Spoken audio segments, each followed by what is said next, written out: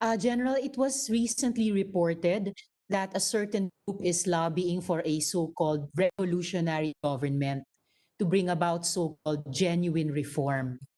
The group said in a letter that it will appeal to the president to head the revolutionary government under a so-called revolutionary constitution that will last until December 31 next year. As we all know, one of the effects of initiating a revolutionary government would be to overthrow the present constitution. So what is your stand, General, about this so-called clamor for revolutionary government, considering that one of the sworn duties of the members of the armed forces is to uphold and defend the Constitution and to bear true faith and allegiance to it? I'm not very familiar with that group, but I don't believe in a revolutionary government. We have existing mechanisms. We have a constitution that's very robust. Maybe we need some reforms. There are provisions in the constitution probably that's already obsolete. Maybe that's one of the things that we should look at. I guess this group are only dissatisfied with the our with the slow pace that we are dealing with these reforms because of some constitutional constraints. So I still believe that we need to support and we need to support reforms in the government, and this can be done through legislation. I'm very glad to hear your responses, General, especially since you are the highest ranking military official here before us today.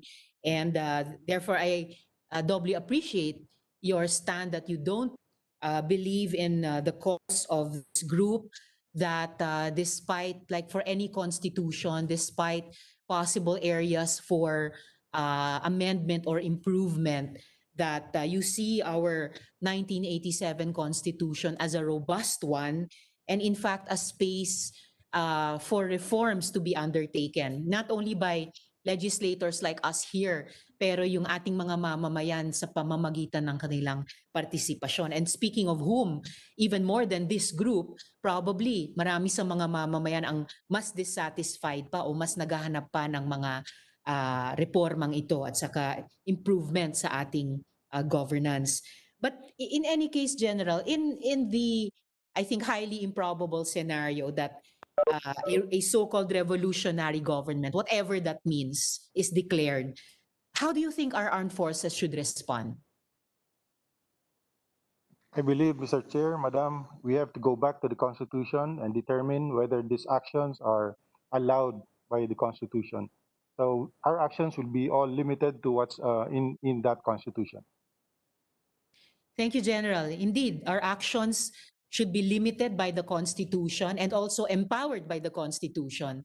Dahil gaya ng sinabi niyo, robust na Constitution ito, ibig sabihin, sa kabila nung anumang imperfections niya, tulad ng lahat siguro ng mga konstitusyon sa buong mundo, it does empower our government, including our armed forces, at yung mga mamamayan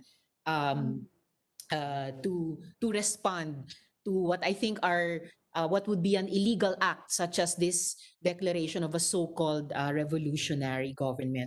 At kasi sa tingin ko rin po, Mr. Chair, hindi dapat talagang seryosohin ang panawagan para sa so-called revolutionary government.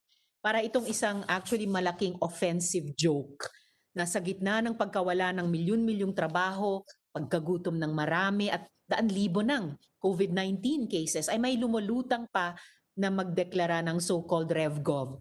I'm glad government dismissed this call and that our armed forces, again this morning, have expressed that it stands by the Constitution. Pero ito ba'y ginagawang distraction ng grupong iyan mula sa totoong krisis na kinakaharap natin?